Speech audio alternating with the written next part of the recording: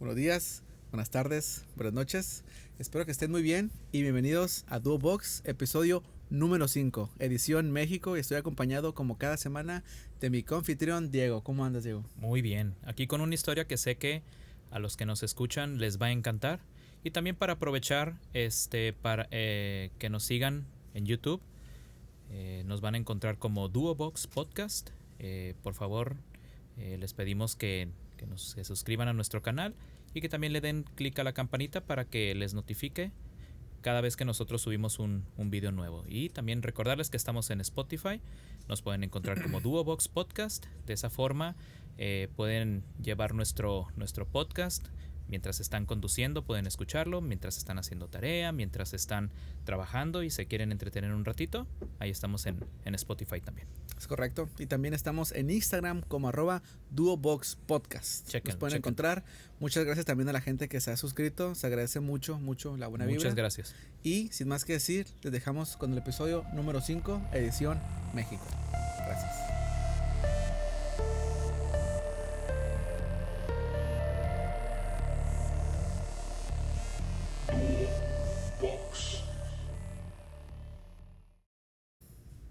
Amigos míos, como lo mencionamos anteriormente, estamos ante un episodio de edición México.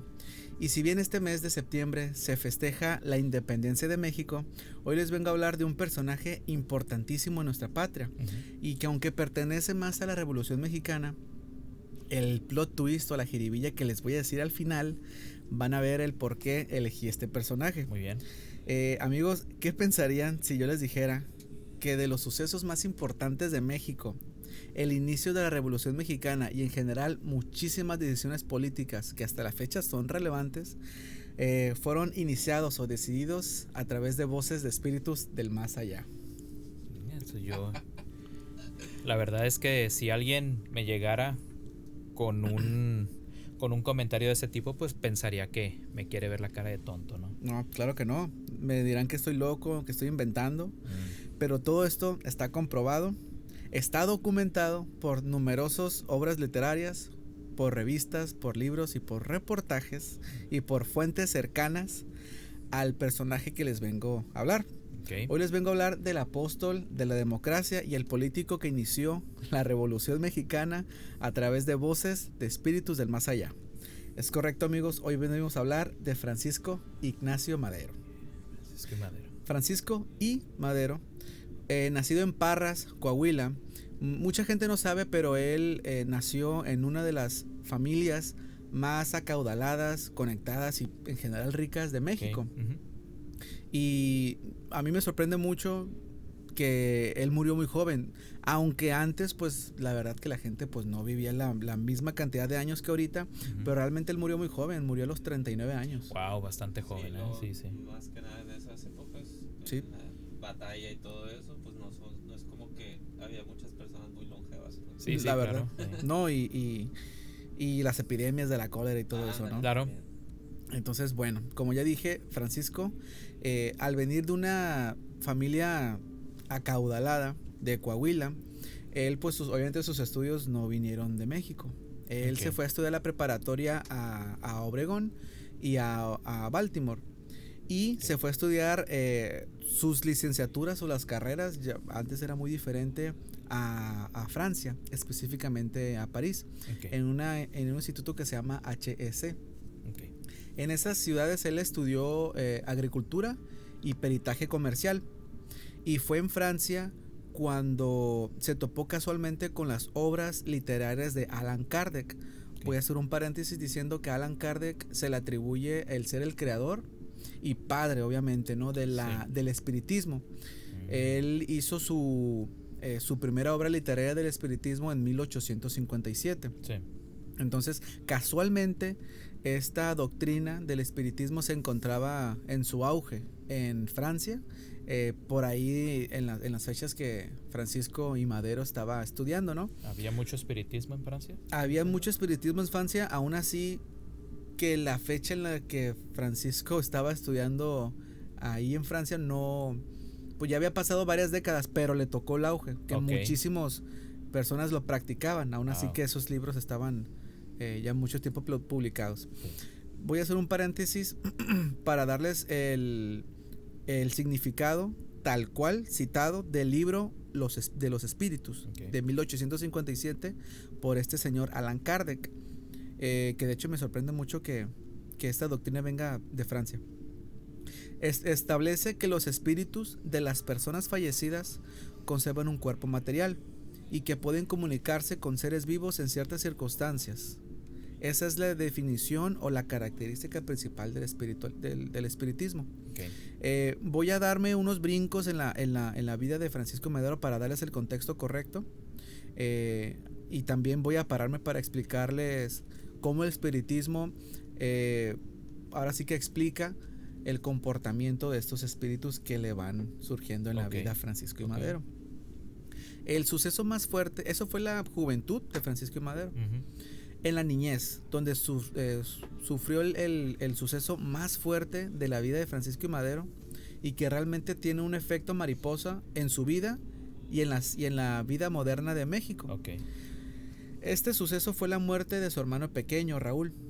Su hermano Raúl tuvo una muerte trágica temprana a los 8 años.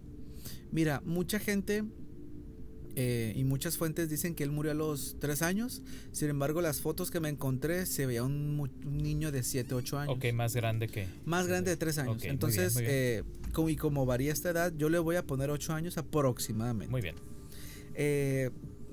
Lastimosamente, este niño falleció cuando estaba jugando y estaba con un palo de madera, se dice, y se echó encima una lámpara de petróleo.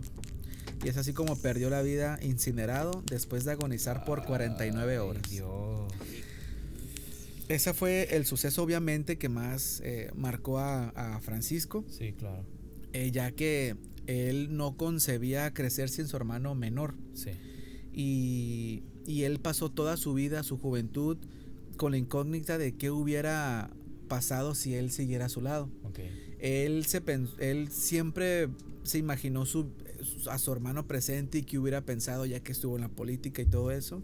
Entonces él creció con ese enigma. Él no dejó de pensar en él, pues. Él no dejó de pensar en él y en extrañarlo, obviamente. Se imaginaba, ¿no?, en una realidad alterna, ¿no? Donde él y ya más estado presente. Exactamente. Ya más o menos saben hacia dónde voy. Muy bien. Entonces nos pasamos otra vez de la niñez de Madero hacia su juventud. Sí. En 1893, Francisco y Madero regresa de sus estudios de Francia hacia México. Y es cuando ya con sus estudios pues se hace responsable de los negocios familiares. Ellos tenían haciendas algodoneras. Y en su propia casa, cabe recalcar que él cuando estaba en Francia y se topó con esas obras literarias del espiritismo, él allá acudió a muchísimas sesiones espiritistas, ya que pues él ya tenía este suceso que perseguía, ¿no? Él ya estaba bastante involucrado, ¿no? Ya estaba bastante involucrado. Él, y cito en sus memorias, él usó la palabra devorar los libros de Allan Kardec. Él dice que cuando se encontró los libros del creador de la doctrina del espiritismo, él devoró los libros y los leyó por completo y todas las obras literarias de él. Entonces, ya regresando a México y con bastantes conocimientos académicos y del espiritismo, él se hizo cargo de esas empresas y en su casa fundó el Círculo de Estudios Psíquicos de San Pedro, donde asistían vecinos y familiares de su familia. Sí. El fin de esto era pues propagar o enseñar esta doctrina. Sin embargo, no me encontré mucha información de este instituto, más allá de que su fin, de que era propagar esta doctrina. Sin embargo, a pesar de tener estas responsabilidades y este instituto, él no dejaba de practicar y acudir a sesiones espiritistas y se iba encontrando con más gente pues, que también practicaba esta doctrina. Es así como no solo desarrollaba y mejoraba sus habilidades espiritistas, sino descubrió su don. Él no solo era un medium, él terminó siendo un medium escribiente. Otra vez en un paréntesis de los espiritistas, cuando tú practicas esta doctrina, tú terminas siendo un medium, que se entiende que eres el medio entre lo que te quieren decir los espíritus del más allá tú lo Eres el logras vínculo. comunicar con Eres las el vínculo, personas. es la palabra, gracias Ok. Tony. Es la palabra que estaba buscando. Entonces, hay muchísimos tipos de medium. Hay medium de, de ruido, pues, en el que, oye, ¿sabes qué? Entro en trance y yo Ok, escucho lo que me dicen los espíritus Órale. y yo, ¿sabes qué? Y hablo con la voz de los De los espíritus. Ok. Hay mediums videntes en los que ellos al entrar en trance, ellos tienen visiones de lo que los espíritus le dicen. Y narran Despiertan, lo que- oye, ¿sabes qué? Tuve esta visión, vi que en 5 años ok. va a pasar esto. Hay inclusive mediums telepáticos de que por órdenes de los espíritus pues mueven objetos en estas sesiones espiritistas. Ujú. Que por cierto se usa la ouija como instrumento principal, ¿no? Ok. Para comunicarse con los espíritus. ¿Siempre nada más es con la ouija? Es con la ouija principalmente. Digo, debe haber más Ok. instrumentos, pero principalmente es la ouija pues para comunicarse, preguntar quién eres y todo eso, Claro. ¿no? Entonces, y se dice que no cualquiera puede practicar esta doctrina al 100%. Sí. Entonces, Francisco I. Madero era un medium escribiente. Él estaba en su trance, agarraba su pluma y los mismos espíritus movían su mano para hacer los dictados que ellos decían. Sí. ¿Sale? Es cuando ya estando en México, Francisco utiliza el espiritismo, además que para hablar con muchísimos espíritus, él siempre trató de hablar con su hermano menor, Raúl. O sea, ese fue el propósito de... Es lo que estaba pensando. ¿Habrá sido ese el propósito? Yo Claro, creo que o sea, fue el empujón más grande. A causa de ello, pues, ya se comunicó con otras... Sí, sí es lo que pienso que es Sí, él se comunicaba con muchísimos espíritus, pero sí, leyendo todas esas historias, pienso que el fin principal era empezar a hablar con su hermano con su menor, hermano. que es Ok. algo romántico, ¿no? O sea, pues sí, pues, pero qué feo también. Pues. Sí, Sí, claro. Pero mira, según el espiritismo, cuando uno muere, deja su cuerpo carnal. Claro. O sea, deja su cuerpo en este mundo. Pero su mente se conectan con el universo. Ok. ¿Sale?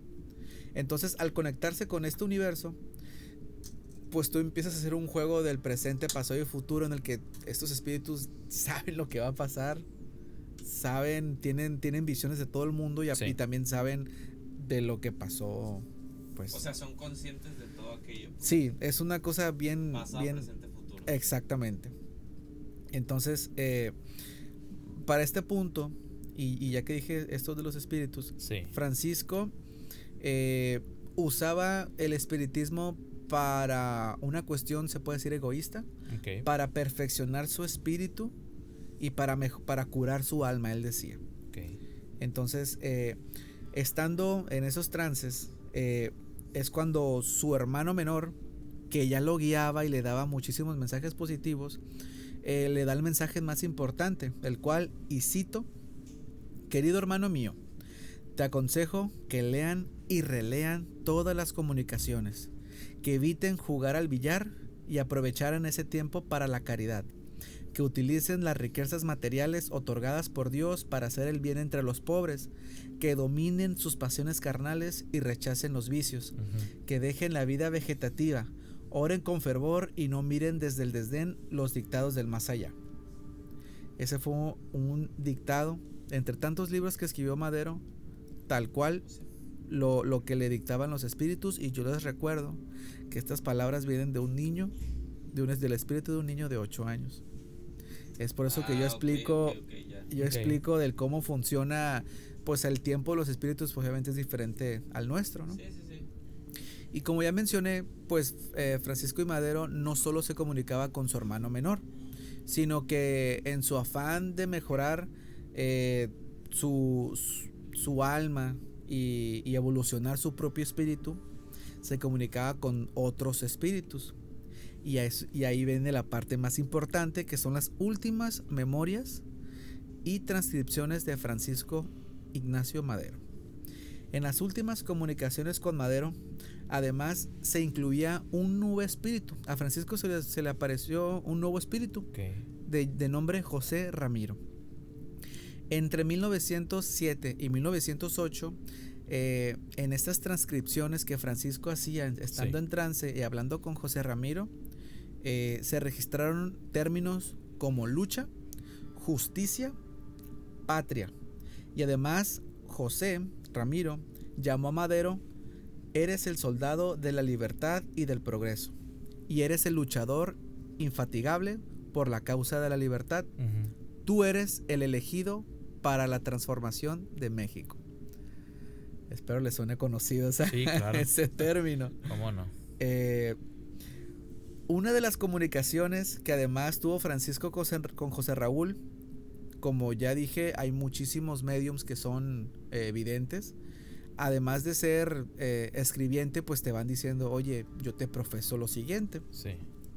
José Ramiro, que fue el personaje que más le dio pues la cátedra política, a pesar de que los espíritus no se metían con la política, realmente este señor nunca se supo quién era, pero muchísimos historiadores afirman que él fue un tío de Francisco I. Madero, que hace muchísimos años fue gobernador de Coahuila, y que había muerto por la epidemia del cólera. Pero son teorías. Realmente este señor José Ramiro, este espíritu, jamás se presentó con Francisco I. Madero. En una de las últimas sesiones espiritistas que tuvo Francisco Madero, le profesó lo siguiente: Porfirio Díaz en 1910 va a perder el poder, y además le dijo: se viene una revolución mexicana. Es aquí cuando Francisco Madero, ya teniendo unos años en la política, porque era gobernador también de Coahuila, empieza la contienda para ser presidente de México, y el resto es historia. Sí, claro.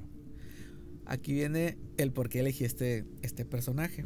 Muchísimas fuentes, y al decir muchísimas fuentes yo hablo de René González y otros escritores. René González es la misma sobrina de Francisco I. Madero.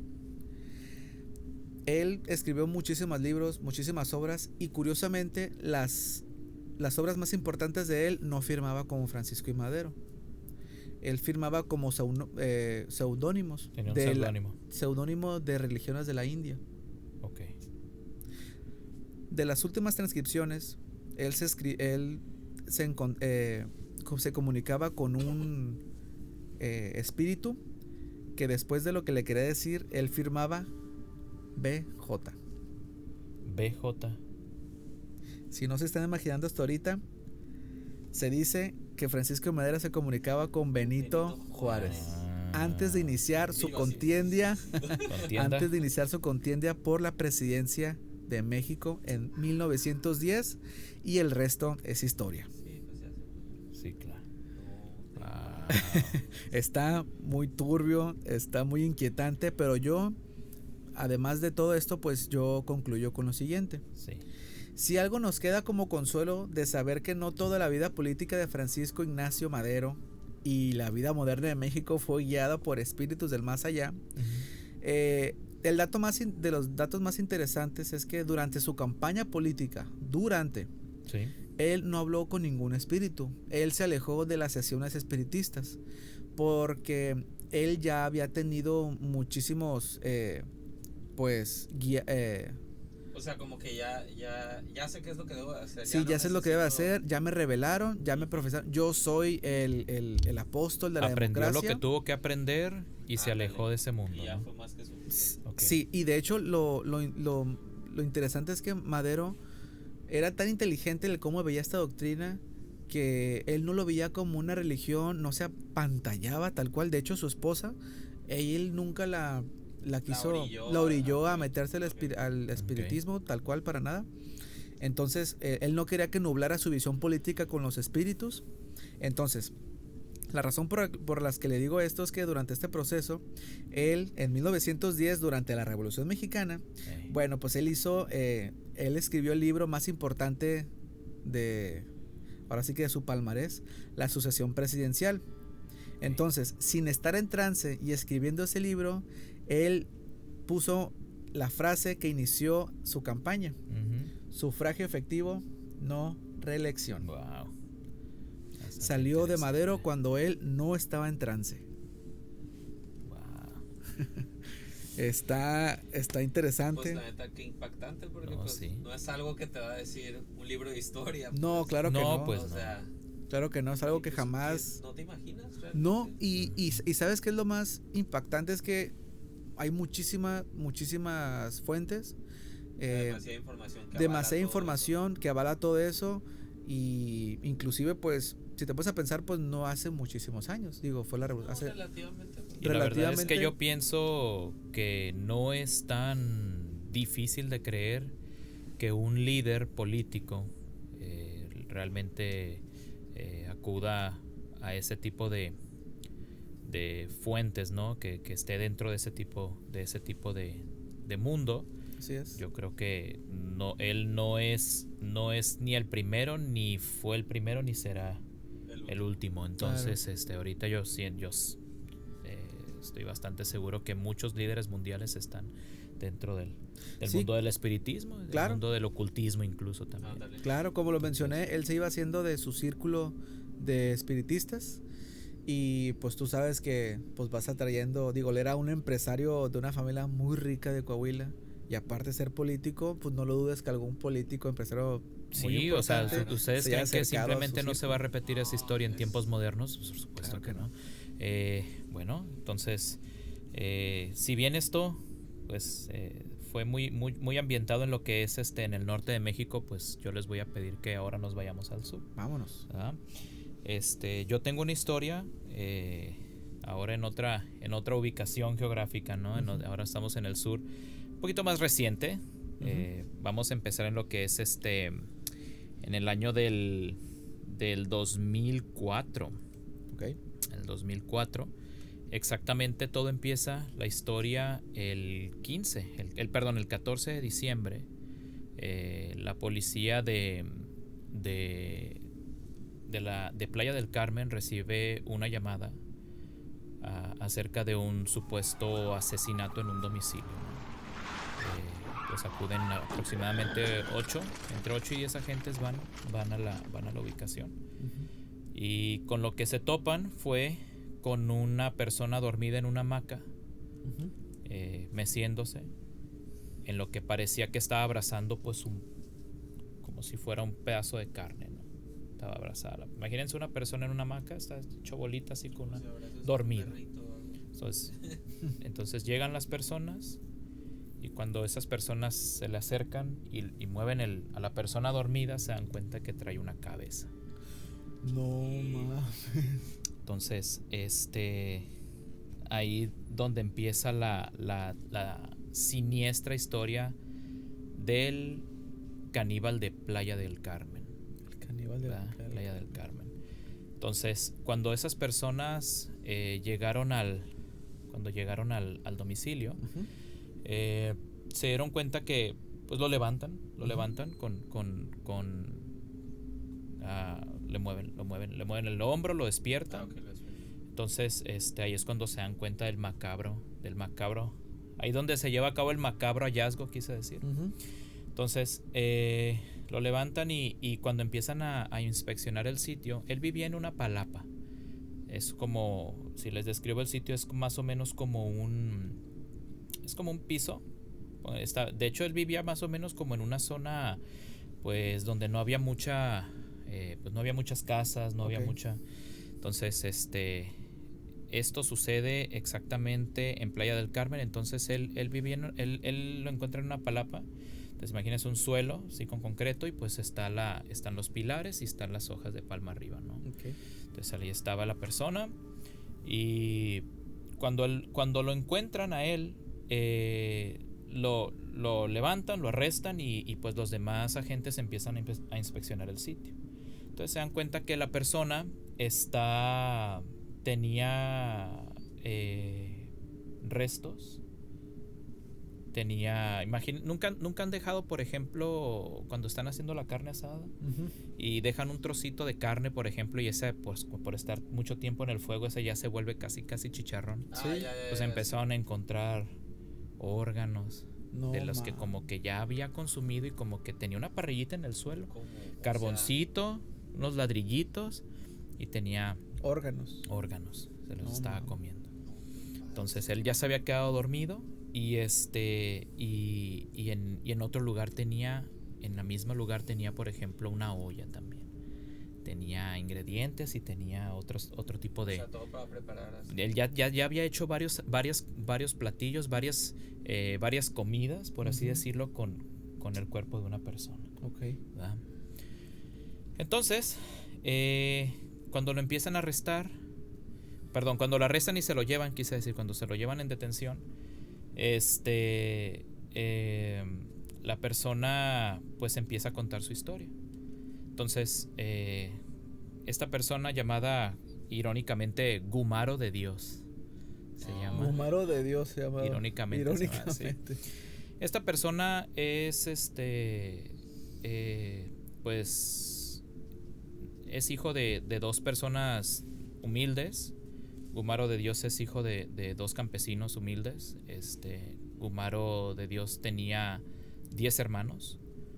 Entonces, lo que parecía al principio una infancia bastante normal se acaba cuando sucede el muy triste hecho de que es abusado sexualmente por su primo a la edad de 6 años. Él es abusado a la edad de 6 años. Entonces, lo que pudiera haber sido una infancia normal, pues después de ese evento, la verdad es que la actitud de esta persona cambia bastante porque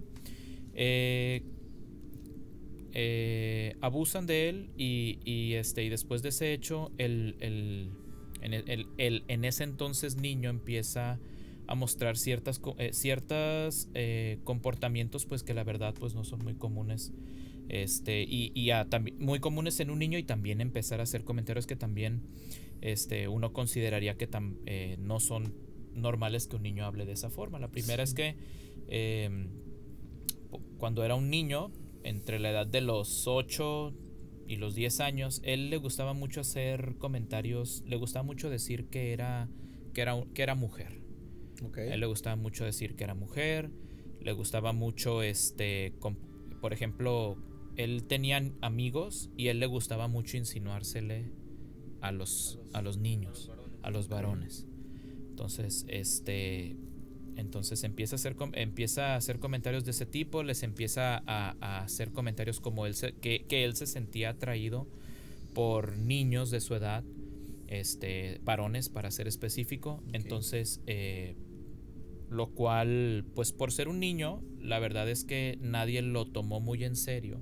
Sí, es como un comportamiento que a lo mejor en ese entonces dice, pues la verdad es que a lo mejor el niño no sabe, a lo mejor el niño no sabe lo que está diciendo, entonces la verdad es que no generó preocupación. Entonces, pasa el tiempo y la verdad es que el comportamiento de Gumaro de Dios, empieza a distorsionarse bastante, ¿no?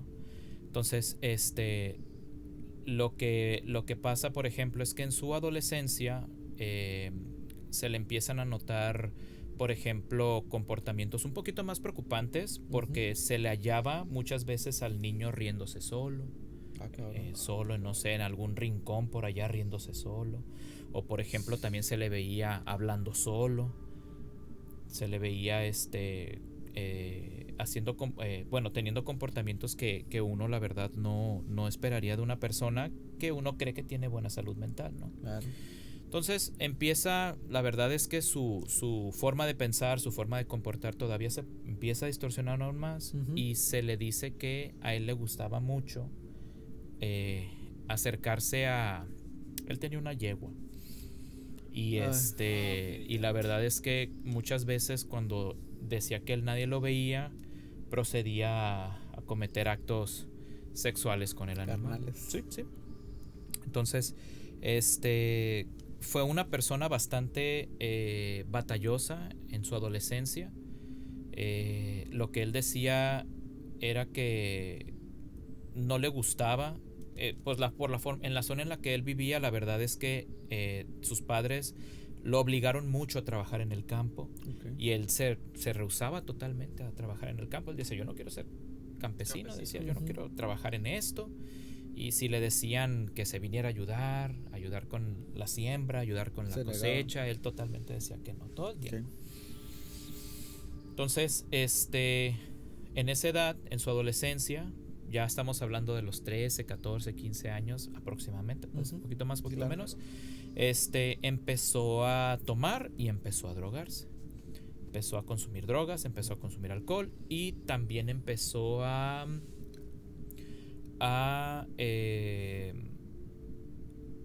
decirle a todo mundo que él era mujer, ¿no? Él decía que era mujer y yo soy una mujer. Entonces, esto ocasionó, esto fue por muchos años, ¿no? Él decía, digamos que él estaba perdido en ese mundo de drogas y mundo de alcohol. Entonces, el hecho de que él le gritara a todo el mundo que se sentía mujer, hizo que el papá, pues causó el enojo del papá, lo que pasó que a los 17 años lo enlistó en el ejército. De los 17, 18 años. Los 17 años, pero a los 18 empezó en el ejército. Entonces, el haberlo enlistado en el ejército lo hizo su papá como una última esperanza de que pudiera enderezar su camino, ¿no? Según el pensamiento del papá. Entonces lo enlistan en el ejército y dentro del ejército, ¿cómo se le dice? Pues tiene problemas con un superior dentro del ejército, lo que ocasiona que lo encierren.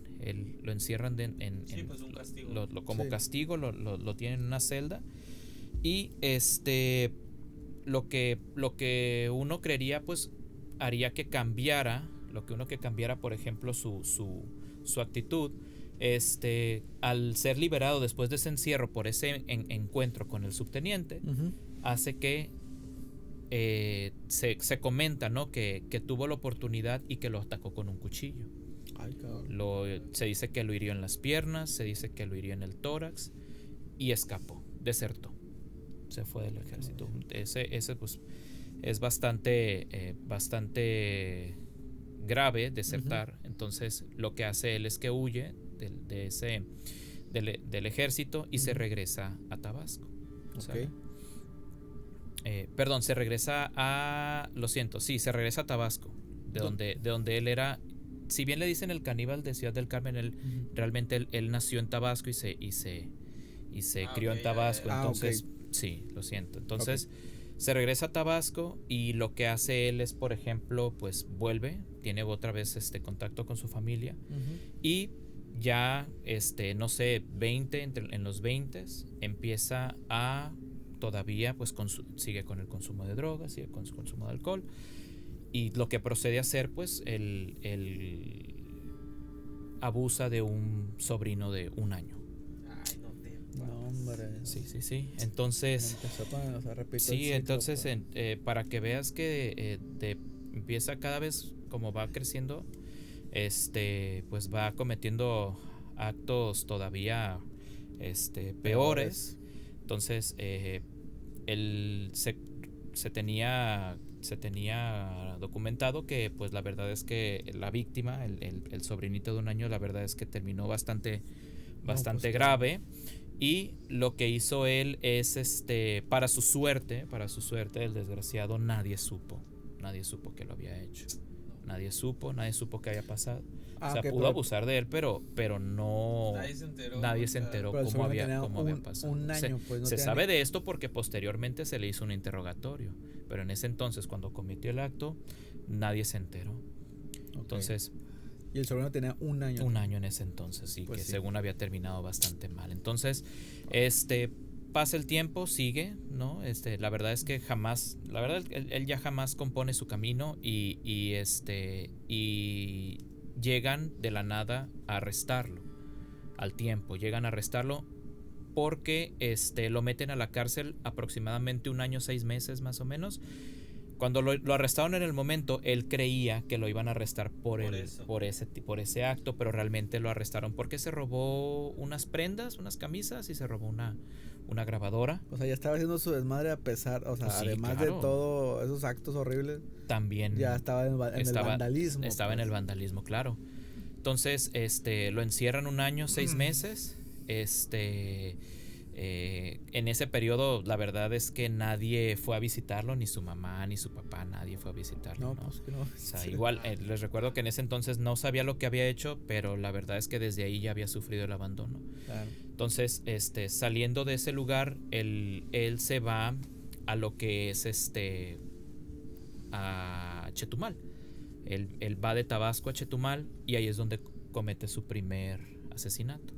Okay. Entonces, ¿qué pasa? Que en la zona maya de Chetumal, tiene una bronca con un habitante de ahí. Entonces empieza una riña, ¿no? Y la persona que le estaba haciendo pleito, le estaba haciendo pelea, tenía un machete. Entonces en el forcejeo, él logra quitarle el machete y empieza a atacarlo hasta que queda tirado en el suelo. Dice que igual en el suelo él seguía dándole con el machete, lo suelta y él huye. Él se va de Chetumal y él se va a un pequeño pueblito que está en la pura división en lo que es el sur de México con Belice. Okay. ¿Sale? Okay. Imagínense ya casi hay un pequeño. Ahí es donde conoce a una persona. Se llamaba Raúl Domínguez. Entonces, esa persona se hacen amigos, ahí lo conoce. Se empiezan a llevar muy bien porque esa persona, Raúl, también es ¿cómo se llama? Había también desertado del ejército al igual que él. Okay. No, y no nada más en eso tenían en común, por eso se habían llevado bastante bien. También le gustaba la droga, le gustaba el alcohol. Entonces se empezaron a llevar tan bien que con el tiempo se volvieron pareja. Okay. Ellos se llevan pareja. Entonces, como ninguno trabajaba, lo que hacían ellos es que iban a las ciudades turísticas, a las ciudades en la costa, de ahí por ahí, de ese lugar, y lo que hacían era entre robarle a la gente y también ofrecer servicios sexuales. Y así es como ganaban dinero. Entonces, en ese lugar ellos empezaron a vivir en una palapa, la palapa del principio, que les había comentado. Okay. Entonces, empezaron y hubo la noche, exactamente el 12 de diciembre, 2 días antes de que se le hiciera la llamada a la policía. Okay. El 12 de diciembre estaban tomando. Les gustaba mucho les gustaba tomar. Y estaban y llegó un punto en el que en la hielera pues ya no había botes. Y le dice, uno se preguntaba al otro, oye, ¿sabes qué? Vete por más cerveza. ¿Sabes qué? Pues ya no tengo dinero, le decía Gumaro de Dios. Gumaro le decía, yo no tengo dinero. Oye, es cierto, le dijo Gumaro a su pareja en ese entonces. Tú me debes 550 pesos. Dame mi dinero, le decía. Le dijo en ese momento. Dame mi dinero. Y en ese entonces empezó hay un pleito entre ellos. Sí. De pareja. Un pleito de pareja. Entonces empieza y lo que pasa después es que lo empieza. Él agarra un cable negro, un cable de esos de luz. Como nunca has visto, como cuando quieren cambiar el poste en la luz, así esos cables gruesos, esos agarran. Y lo que empieza a hacer es empezarlo a golpear con él hasta que cae. ¿Sale? Entonces él empieza a gritar. Ayuda. Y Gumaro le decía, aquí nadie te va a ayudar. Le dijo, dame mi dinero, le decía. Entonces lo que hace él es que le agarra el cable y se lo pone en el cuello y le mete un trapo en la boca. No mames. Y en ese entonces, entre la droga, entre el alcohol, dice, ¿sabes qué? Yo lo voy a colgar patas para arriba, con la boca hacia abajo. O sea, imagínense. Sí. Así. Ajá. Entonces, empieza y lo cuelga patas para arriba, lo sube con boca abajo así.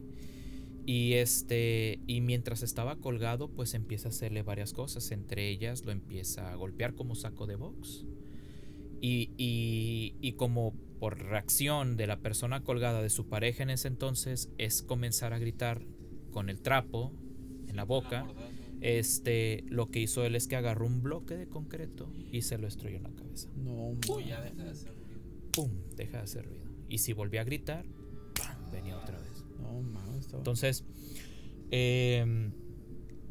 cuando dejó de moverse, él dijo que siguió con el cuerpo boca, con los pies para arriba, colgado, pies arriba, y se le vino a la mente, ¿sabes qué? Yo no he comido, yo no tengo dinero para comer, yo no tengo dinero, no tengo comida.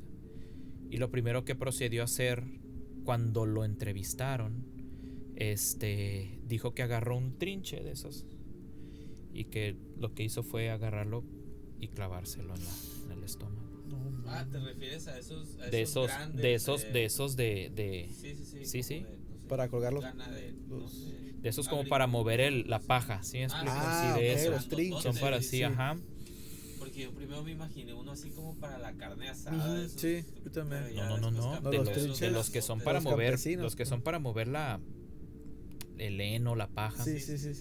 Entonces en la entrevista él decía que por más que le intentara, él no entraba, decía. Es lo que decía, no entraba, que lo intentó varias veces y que pues posteriormente procedió a tomar un cuchillo y teniéndolo con los pies arriba, empezó lo cortó para que pudiera desangrarse. No mames. Él comentaba que le gustó mucho el bofe, le gustó mucho los riñones, le gustó mucho el corazón. Él decía que sabía carne de borrego, decía, no estaba ni agria ni salada, sabía muy bien, decía.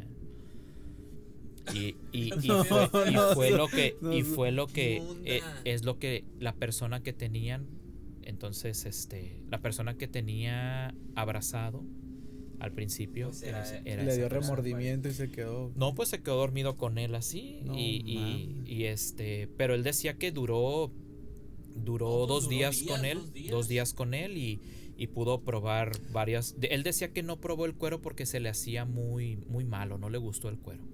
El cuero de la persona, pero sí probó varios órganos, dice que sí le gustó. ¿Al cuero te refieres a la piel? A la piel, al cuero, sí. Pues decía, la grasa, la piel, eso no me lo comí, decía él. Probé varias partes de la persona y ¿cómo se le dice? Y que sí le gustó el sabor. Él estando en la cárcel, los reos le tenían mucho miedo. Claro, lo pasaron como a dos cárceles diferentes. Uh-huh. La última fue en la que en el 2000 se le detectó VIH. VIH-Sida se le detectó. Y en el 2010 quise decir. En el 2010 se le detectó el SIDA y en el 2014 falleció. Entonces sí. Pero dentro de la cárcel lo que le daba mucho, él causaba mucho terror.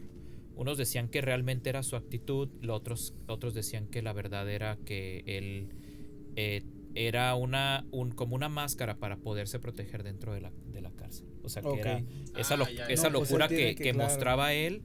Era más que nada una forma de poderse mantenerse a salvo dentro de la cárcel. Entonces dicen que en la cárcel se arrancó una oreja él solo. Enfrente de todos. No, se arrancó una oreja y se la comió. Se arrancó un trozo de oreja porque él decía que extrañaba el sabor de la carne. O sea, realmente era un caníbal. O sea, entonces hasta que eventualmente se le detecta el VIH y pierde la batalla contra la enfermedad. No mames. Y así termina la historia de Gumaro de Dios, el caníbal de Playa del Carmen. Pues de Dios no tiene nada. No, por eso digo, irónicamente se llama así. Irónicamente. ¿Cómo la ven? No, es una locura. La verdad no. Y reciente, se me hace muy extraño que no. Sí. Digo, no. Él digo con temas muy recientes que uno no se puede imaginar que estén ocurriendo. No, esos temas la verdad es que sacudió el sur de México. Uh-huh. Y porque este tipo de historias, la verdad es que uno no imagina que No, sí, puedan. no te imaginas. Entonces, Menos en la como pueden darse actualidad, cuenta, pues.